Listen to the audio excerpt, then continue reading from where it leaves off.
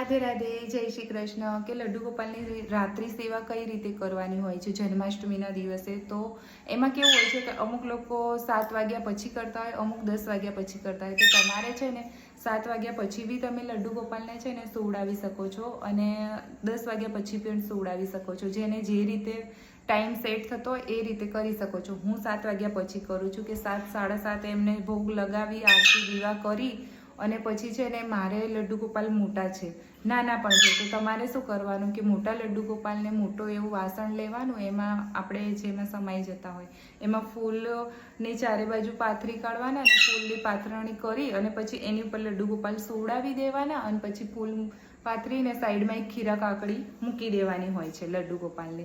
અને નાના લડ્ડુ ગોપાલ તમારી પાસે હોય ને તો તમારે જ ખીરા કાકડી લેવાની હોય છે અને એને વચમાંથી કટ કરી એવું ચોરસ જેવું બનાવી એમાં જ લડ્ડુ ગોપાલ મૂકી અને પછી કાકડીને પેક કરીને એને મૂકી દેવાની જ.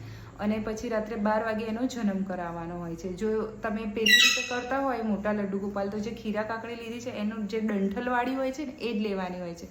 તો ડંઠલવાળીથી 1 રૂપિયાના સિક્કાથી કાં તો પછી તમે ચાંદીના સિક્કાથી એ ડંઠલ કાપીને એમનો જન્મ કરાવવાનો હોય છે.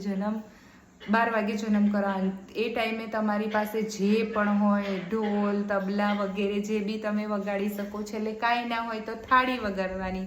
નંદ કેરા નંદ ભર્યો, જય કનૈયા લાલ કી, હાથી ઘોડા પાલકી, જય કનૈયા લાલ કી.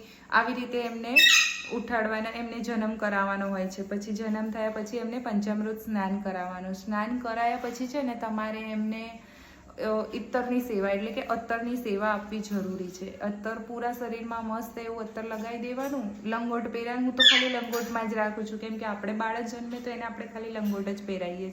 પછી હું એમને લંગોટ જ પહેરાવું છું. પછી લંગોટ પહેરાવીને પછી પારણામાં એમને ઘડી બેસાડું છું. પછી રાત્રે 2 વાગી જાય છે આ બધું કરવામાં ને એમાં પાછો ભોગ એમને લગાવીશું થોડું ઘણું. એમ કે આ જે પંચામૃતને એ જ બધું આપું છું, મેવાને એવું બધું માખણ ચટાડીએ છીએ ને એ જ બધું. એટલે પછી એમાં 2 વાગી જાય. 2 વાગે પાછા એમને સુવડાવવાના.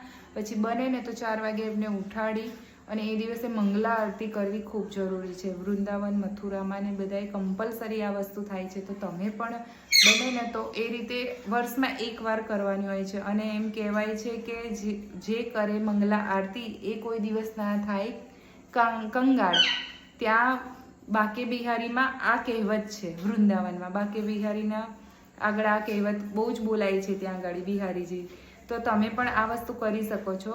તો મંગલા આરતી અવશ્યથી હું તો કહું છું કે તમે 1 વાર જરૂરથી વર્ષમાં 1 વાર કરવાની હોય છે. ભલે એક દિન જ ઉજાગરો થાય છે ને તો કરી લેવાનો.